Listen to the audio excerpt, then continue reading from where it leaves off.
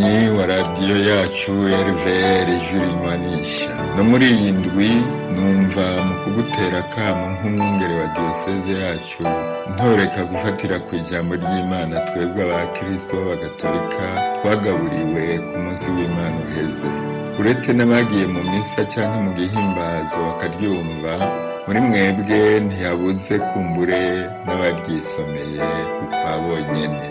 Tuyagira Yezu ahanganye n'ishetani mwosha kwimenyekanisha nk'umwana w'Imana mu buryo yonyene imurangiye, hanyuma nawe akayitsindisha ukwisunga umuco w'ijambo ry'Imana. Impera n'imperuka iyo shetani yubahutse kumwosha ngo apfukama isenge, yayiyamye agira ati gwa hiyo wa shetani we, kuko handitse ngo uzosenga umukama Imana yawe uyikorere yonsa.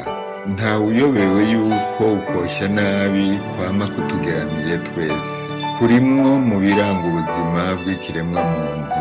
Burya ukwigira umuntu k'umwana w'Imana rero ntikwabaye ukwiha umubiri gusa mu nda ya Bikira Mariya, kwabaye nyabuna n'ukwemera guca mu biranga ubuzima bwacu byose, mugabo atigeze acumura kugira ngo abivura akabi k'igicumuro.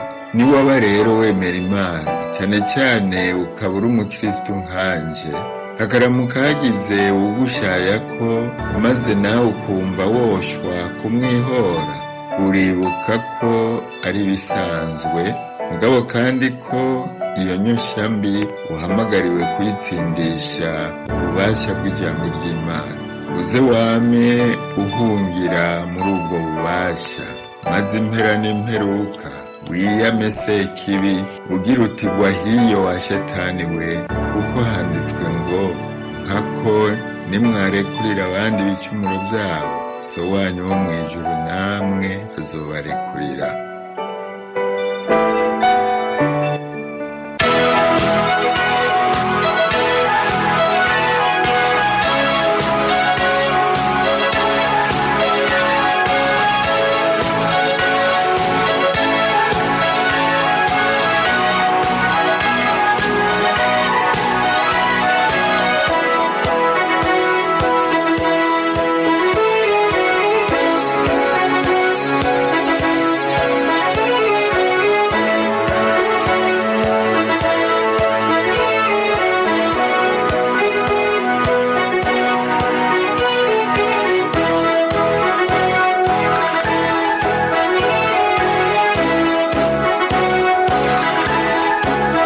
Amahoro y'Imana nshuti mwebwe mwese muduteze amatwi ku nsamirizi RVR ijwi rinywanisha isamirana ku mugwa mukuru wa Diocese Katolika ya Muyinga. Ubu akaba ari umwanya wo kubashikiriza amakuru mu Kirundi wo kuri uyu wa gatatu Ntwarante mwaka 2023. Jewe Salum Ntiranyibagira nije ngiye kuyabashikiriza, nayo utuma amajwi abashikira itangishaka tangire zire. Ingingo nkuru zigize aya makuru nazo zikaba ari izi: ijambo sinode muri Ecclesia Gatolika ni uguhuriza hamwe inguvu kandi no kugira abantu baganire ivyo bateza imbere. Ngo ingwara y'ubugaru irashobora guherekanya mu muryango kandi irashobora kuvugwa igakira. Inama sangiza ngendo ni akaryo keza ko kumviriza no guha ijambo abandi kugira ngo tugire hamwe mu kubaka Ecclesia muryango. Si aya gusa tubafitiye na yandi.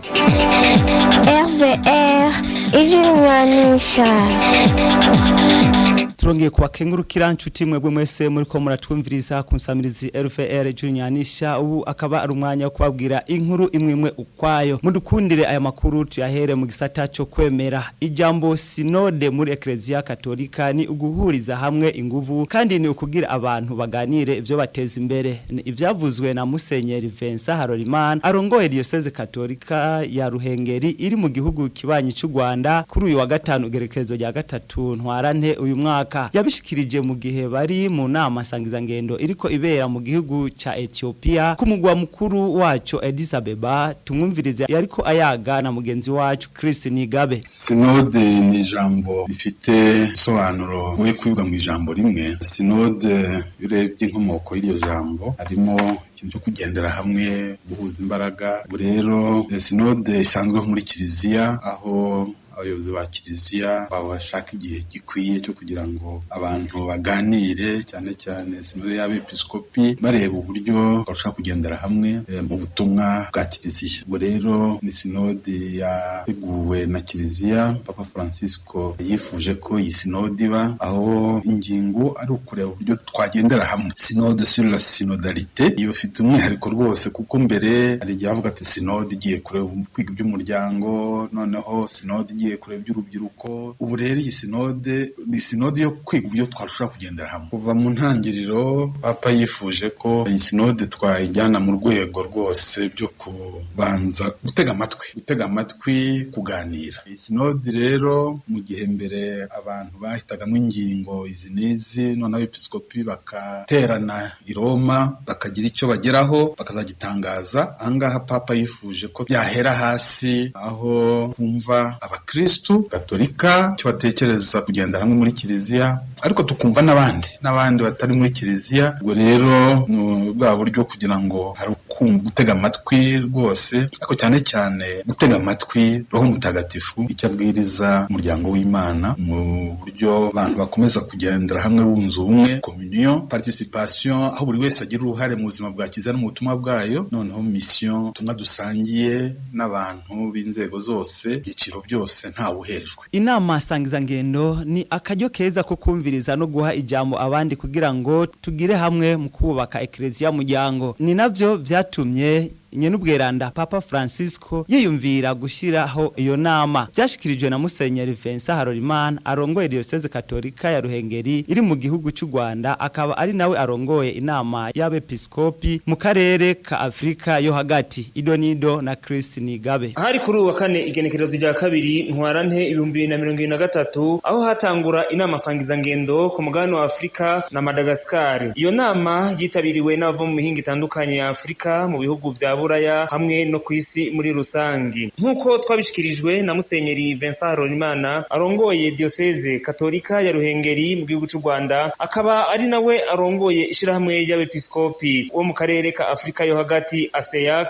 ngo iyi nama sangizangendo yatangujwe na Papa Francisco yifuza ko abemera bogendera hamwe mu bikorwa vya ekleziya. Ngo Papa yifuje ko iyo nama sangizangendo koba akaryo keza ko kumviriza abandi no kubaha ijambo cyane cyane ku ngingo zimwe na zimwe zifatwa na ekleziya. Yifuje kandi ko izo ngingo zose zoza zirafatwa babanje kumviriza abakirisu, mbere bakumviriza n'ivyumviro bivuye mu bandi badasangije ukwemera. Tubamenyeshe ko ibikorwa vy'inama nsangizangendo ya mbere ku mugabane wa Afrika na Madagascar yitabiriwe n'abakardinal, abepiskopi, abasaserdoti, abehebeye Imana atandukanye, abakirisu harimo ugwaruka, abubatse hamwe n'abaserukiye ayandi madini n'amashengero atandukanye ku isi. Ivyo bikorwa byatanguye igenekerezo rya kabiri Ntwarante 2023 bikaba bizorangira ku igenekerezo rya gatandatu Ntwarante 2023. Chris Nigabe, Radio Voix de la Conciliation, Addis Abeba. Tugukengurukire nawe mugenzi wacu kuri iyo nkuru wadutohoreje uri iyo Addis Abeba. Ukwitanga kw'abakristo bo mu mice yose mu bikorwa vyo kuba baritavye ku bwinshi inama nsangizangendo sinode iriko ibera mu gihugu ca Ethiopia Addis Abeba, nivyo umwungere wa Diocese Katolika ya Ruhengeri ari mu gihugu kibanyi cy'u Rwanda Vincent Harorimana akenguruka, akavuga ko bashigikiye icipfuzo ca Nyenubweranda Papa Francisco mu gukorera hamwe kugira ngo indyane ziri hagati y'ibihugu biri mu miryango witwa ASEAC zohagarara. Idonido na mugenzi wacu Ruwindayizeye. Musenyeri Vincent Harorimana umwepiskopi wa Diocese Katolika ya Ruhengeri ningaho mu gihugu kibanyi cy'u Rwanda arashimira abakristo b'abakatolika bo mu bihugu u Rwanda, u Burundi hamwe na Republika Iharanira Intwaro Rusangi ya Kongo mu ruhara bagize muri sinode, kuko umukristo yaritanze kugira ngo barabe ko hotoregwa umuti injyane ziri hagati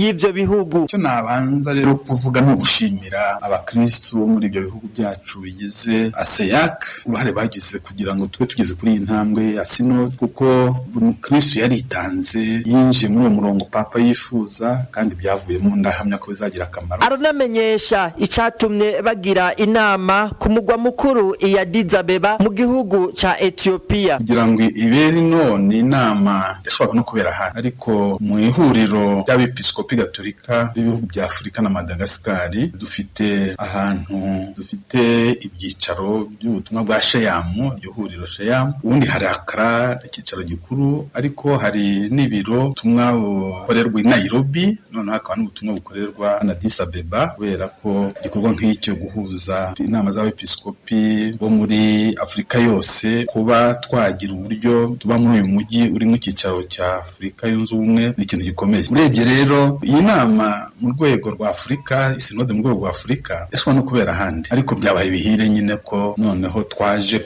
hano Addis Abeba hafite nyine ayo mateka maremare nk'ayo maze kuvuga, uburyo rero urumva ko ubutumwa buhatangirwa bugaruka cyane kuri abanyafurika bifuza kujya mbere, noneho ariko kubaka ubumwe, noneho ahangaha tukaba duhujwe rero n'ubukristu. Byabaye ibihire ni uguhurirana nabundi ashobora no kubera ahandi. Agasozera atera akamo abakristu gukurikiza rya tegeko ry'urukundo Yezu Kristu yaduhaye. Twabamenyesha ko iyo nama sangiza ngendo iri kibera iya Addis Abeba mu gihugu ca Ethiopia yatanguye kwigenekerezo rya mbere Ntwarante rikazorangira ku munsi wa mbere igenekerezo rya gatandatu Ntwarante uyu mwaka. Tumukengurukire mugenzi wacu Ruwindayizeye kuri iyo nkuru yadutohoreje. Mudukundire tuve mu gisata cyo kwemera tubandanirize amakuru yacu mu gisata c'amagara y'abantu. Ngo ingwara y'ubugaru irashobora guhanahanwa mu miryango, ariko iyo ivujwe kare irashobora gukira. Ni ibivugwa na Dr. Gaston Masumbuko asanzwe avura ingwara y'ubugaru mu kigo cyo kugorora abamugaye citiriwe umweranda Yohani Bosco c'ababikira bene Mukama kiri muri diocese katolika ya Muyinga. Ni nkuru ya mugenzi wacu Eliezer Harerimana. Ingwara y'ubugaru nimwe mu ngwara ibangamira abana bakivuka, ikanabasinzikaza, ikanabaviramwo ubumuga, ikaba iterwa hanini n'ibintu bitandukanye, nkuko bivugwa na Dr. Masumbuko Gustave asanzwe avura ingwara y'ubugaru mu kigo cyo kugorora abamugaye citiriwe umweranda Yohani Bosco c'ababikira bene Mukama kiri muri diocese katolika ya Muyinga. Akenshi usanga ari ingwara ihererekanwa ku muryango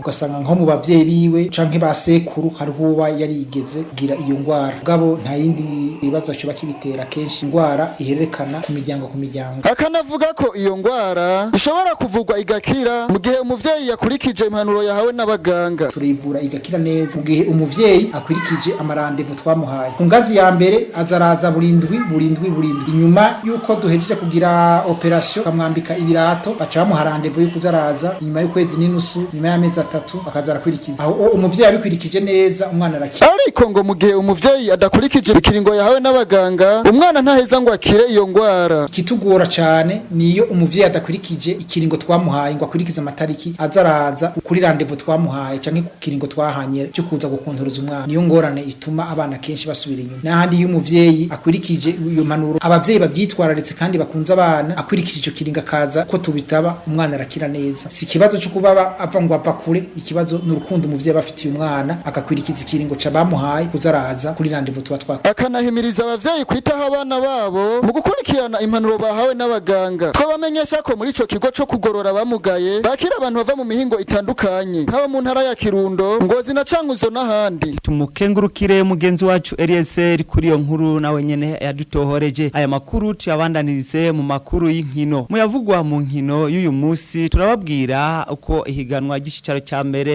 ritunganijwe, twongere tubabwire kandi n'ayavugwa ku mugabane wa Buraya. Ayavugwa mu nkino yose tuyakesha mugenzi wacu Abdul Razak Bitangimana. Amakuru avugwa mu nkino yo kuri uyu munsi tuhere mu higanwa rikuru ry'umupira w'amaguru mu Burundi rizoba ririko rirabandanya umunsi ugira 22 kuva kuri uyu munsi wa gatandatu kuri stade Urunani. Umugwi wa Burundi Sport Dynamic uzokwakira umugwi wa Rukinzo, Olympique Star kuri stade Umuco bakina na Interstar, Aigle Noir the Fighters bakina na Magara Young Boys, Vitalo Football Club yakira Messager Ngozi. Ku munsi w'Imana kuri stade Umuco umugwi wa Atletico Niyo uzokwakira Tigre Noir, Bumamuru bakina na Flambeau du Centre, Magara Young Boys bakina na Bujumbura Bujumbura City nayo Musongati FC bakine na Top Junior. Ni nako kandi ihiganwa ry'icicaro ca kabiri mu Burundi Ligue Nationale B nabo nyene bageze ku munsi ugira 12. Uyu munsi kuri stade Umuco igihe cy'isaha 7 umugwi wa New Force Academy uza kuba wakiriye Moso Sugar, Royal FC y'Ububanza bakine na Garage Express, Buhumuza Intare ukine na Le Croco, Lumière Dongozi bakine na Buganda City. Ugiye kandi umugwi wa Legends Athletic bazokina na Lelière, LRB Amasipiri bakine na Tel Aviv, Flambeau ubumwe bakine na Tara Star, nayo Muzinga FC ikine na AS Deira. Amakuru yacu tuyabandanirize kuyavugwa ku mugabane wa Afrika. Mu gihugu cy'u Rwanda Primus National League nayo nyene izobirikira bandanya umunsi ugira 22. Uyu munsi igihe cy'isaha 6:30 umugwi wa Gorilla FC uzokina na Marine FC. Ku munsi wa gatandatu umugwi wa Police FC ukina na Kiyovu Sport, Rwamagana City bakine na Sunrise, Bugesera yakire Mukura Victory Sport El Wazir, APR FC bakine na Rutsiro. Izindi nkino ziteganijwe ku munsi w'Imana umugwi wa Espoir bazokina na AS Kigali, Rayon Sport bakine na Etincelle, nayo Gasogi United ikina na Musanze FC. Amakuru yacu tuyabandanirize kuyavugwa ku mugabane wa Buraya. Mu rukino rwari rutegekanijwe na benshi rusanzwe rukurikirwa n'abantu benshi aho Real Madrid iba yakiriye FC Barcelona canke FC Barcelona ikakira Real Madrid. Abenshi bakunze kugwitangwa n'urukino rwa El Clasico hari ku munsi w'ejo igihe cy'isaha 4 kuri Santiago Bernabeu, maze umugwi wa Real Madrid wakira FC Barcelona. Xavi Hernandez n'abahungu biwe batsindira Real Madrid muhira igitsindo kimwe kubusa citsinzwe na myugariro wa Real Madrid Eder Militao ku munota wa 26. Tubibuse yuko mu nkino za El Clasico zitanu ziheruka umugwi wa FC Barcelona umaze gutsinda zine zose mu gihe umugwi wa Real Madrid umaze gutsinda rumwe, aho ni mu gihe ari Xavi Hernandez yariko aramenyereza umugwi wa FC Barcelona. Amakuru yacu avuga mu nkino tuyasozerere mu yavurwa mu nkino zitegekanije mu mpera z'iyindwi. Ku munsi w'ejo igihe cy'isaha 8:30 umugwi wa Manchester City uzokwakira Newcastle United, Arsenal ikina na FC Bournemouth, nayo Aston Villa ikina na Crystal Palace. Igihe cy'isaha 11 Brighton and Hove Albion bazokwakira West Ham United, Chelsea kuri Stamford Bridge bakire Leeds United, Wolverhampton Wanderers bakina na Tottenham Hotspur, Southampton bakina na Leicester City. Ku munsi w'Imana umugwi wa Nottingham Forest bazokina na Everton, nayo rukino rutegekanijwe na benshi ruzoba igihe cy'isaha 12:30 kuri Anfield Road. Umugwi wa Liverpool uzokwakira umugwi wa Manchester United. Inyuma ya English Premier League ni nako kandi La Liga Santander nayo nyene izobirikira bandanya. Umugwi wa Getafe uzokina na Girona, Almeria yakire Villarreal, Real Mallorca ikine na Elche, nayo Atletico Madrid bakine na Sevilla. Muri iryo higanwa nyene ku munsi w'Imana inkino zizobandanya. Umugwi wa Real Valladolid bazokina na Espanyol Barcelona, FC Barcelona bakire Valence, Rayo Vallecano bakina na Atletico Bilbao, nayo Real Madrid bakine na Real Betis. Amakuru yacu tuyasozerera mu mugwi wa FC Barcelona mu gihe amasezerano yiwe agiye kurangira mu kwezi kwa gatandatu mu mugwi wa FC Barcelona witwa Sergio Roberto. Umumenyereza wiwe Xavi Hernandez bivugwa yuko bamaze kumvikana ko yokongereza amasezerano gushika mu mwaka wa 2025. Tumukengurukire mugenzi wacu Abdulazake kuri ayo makuru y'inkino yadutorokanirije. Mudukundire aya makuru tuyabandanirize mu yavugwa mu makungu. Ejo ku munsi wa 4 igenekezo rya 2 Ntwarante uyu mwaka mu gisagara ca Goma abanyagihugu biriwe mu myerekano yo kwiyamiriza urugendo rw'umukuru w'igihugu cy'u Bufaransa Emmanuel Macron muri ico gihugu. Nayo ibihugu bitatu bihana urubibe n'igihugu ca Somalia ngo bigiye kuja hamwe kugira ngo bashobore kuraba uburyo bwo kutuza umugwi wa Al-Shabaab uri mu gihugu ca Somalia. Sayo gusa avuga mu makungu tubafite n'ayandi twayateguriwe na mugenzi wacu Benoit Kwizerimana. Amakuru here muyavugwa ku mugabane wa Afrika. Abanyagihugu bo mu muji wa Goma mu buseruko bwa Republika iharanira intwaro rusangi ya Kongo biriwe mu myiyerekano ejo kuwa 4 genekerezo rya 2 Ntwarane uyu mwaka yo kwiyamiriza urugendo rw'umukuru w'igihugu cy'u Bufaransa Emmanuel Macron muri ico gihugu. Inyandiko bari bafise zariko amajambo avuga ngo Ubufaransa M23 twanse Ubufaransa, umugambi nyamukuru nuwo kwanka urugendo rwa Macron ategekanya kugira mu gihugu ca Kongo. Amakuru dukesha radio Ijwi rya Amerika ngabo banyagihugu bavuga ko Emmanuel Macron ashigikiye umugwi w'iterabwoba